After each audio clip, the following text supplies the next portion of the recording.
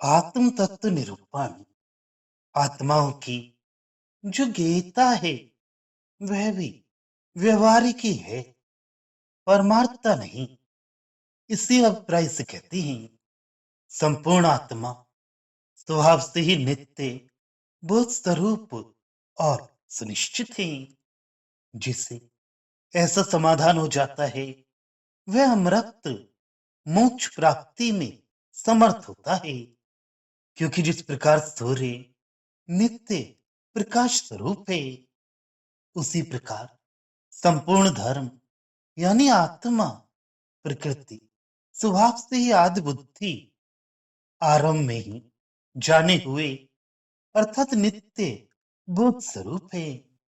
उनका निश्चय भी नहीं करना है, अर्थात वे नित्य निश्चित स्वरूप है, ऐसे हैं अथवा नहीं है, इस प्रकार संदिग्ध स्वरूप नहीं है।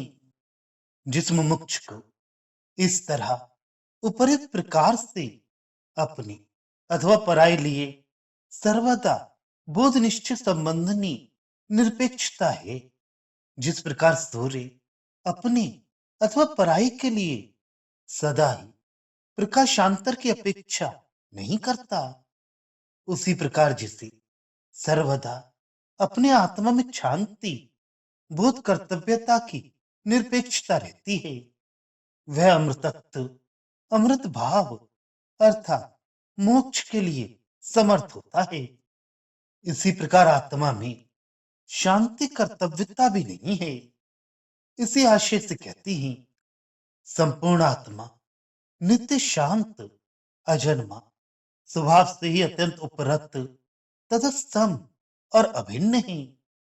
इस प्रकार क्योंकि आत्म तत्व अज समता रूप और विशुद्ध है, इसलिए उसकी शांति अथवा मोक्ष कर्तव्य नहीं है, क्योंकि संपूर्ण धर्म आदि शांत सर्वदा ही शांत स्वरूप अनुत्पन्न अजन्मा स्वभाव से सुनिवृत्त अर्थात अत्यंत उपरत स्वभाव वाले हैं तथा सम और अभिन्न हैं।